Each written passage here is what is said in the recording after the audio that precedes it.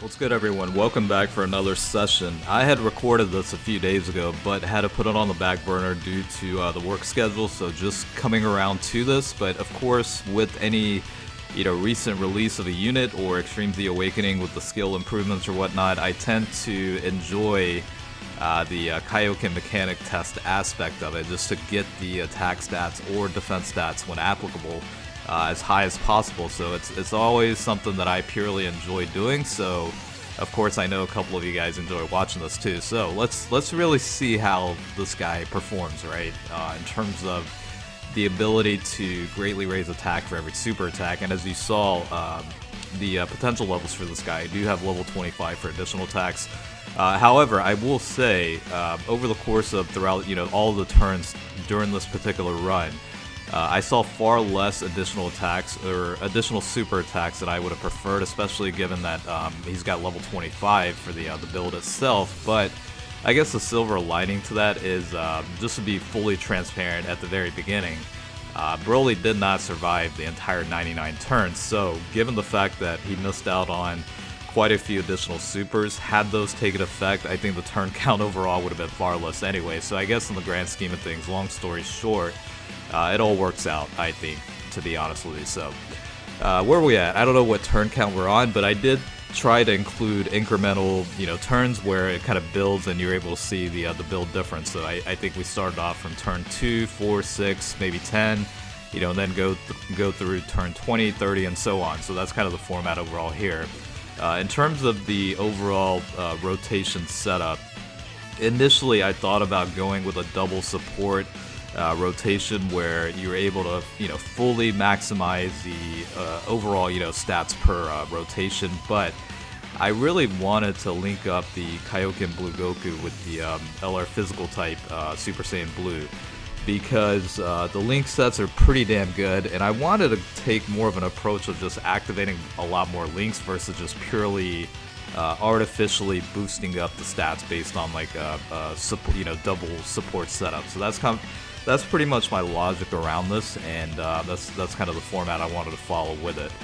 Now you'll see that it's starting to go down a little bit, but it becomes a lot more apparent as the turn count increases. I mean, we're only on turn 10, and this is a realistic enough turn count that you can see that on different events. So obviously, the higher the turn count gets, the more unrealistic of a battle scenario you're going to get to. But, again, this is more or less just pure testing standpoints, and, it adds a lot of fun factor to it, for lack of better words.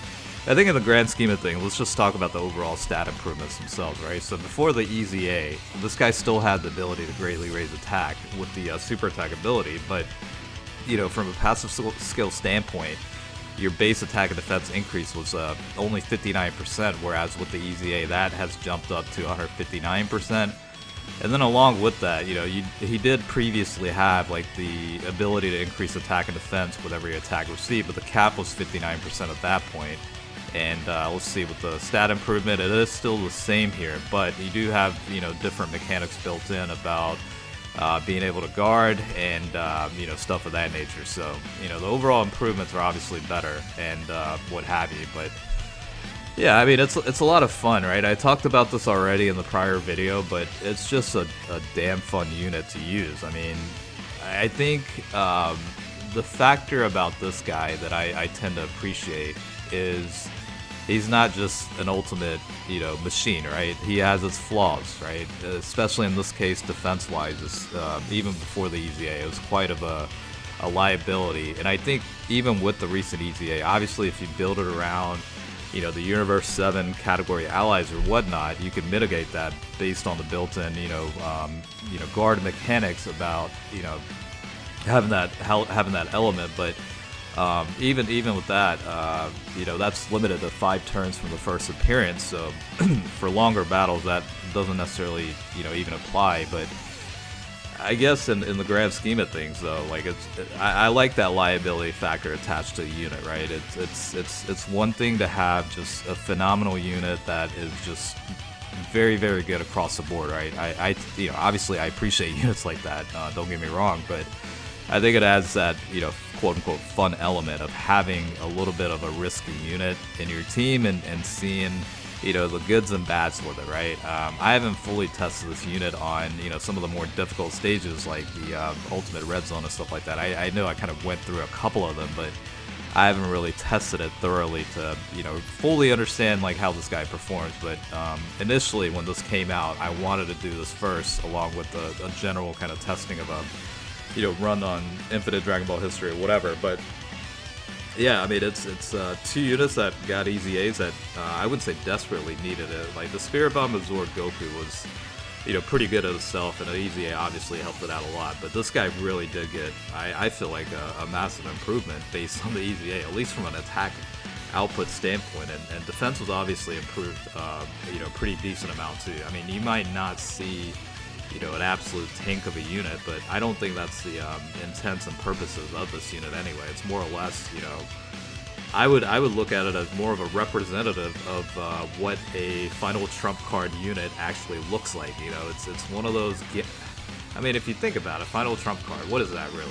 It's a gamble that you take that, give or take, it could go both ways, right? It could succeed or it could not succeed. I mean, that's kind of the whole point of a gambit anyway. So the fact that this guy has amazing attack, outputs, but at the same time can pose a risk on the defense standpoint. That's kind of a good definition for the category itself, in my opinion. So that's kind of the way I look at it too. But overall, my love for this unit has always existed ever since release. I think, considering it was a global first unit, I was extremely excited about this unit showing up on JP, and ever since then, like I've absolutely loved this unit. So I am very, very heavily biased when it comes to this unit. I'll be the first one to admit that. But yeah, I mean, that's just the way it goes. And you saw here, Broly was defeated in 50 something turns. I mean, we still had like a substantial amount of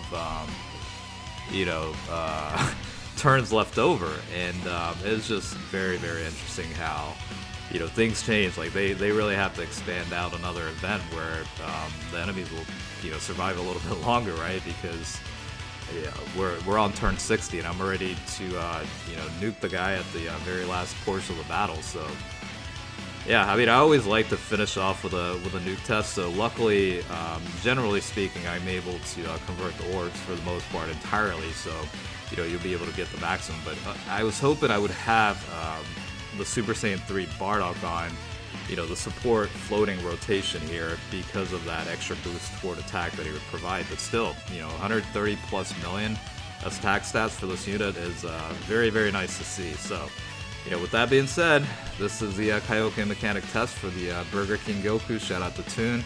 Hopefully enjoyed it. Catch you guys later.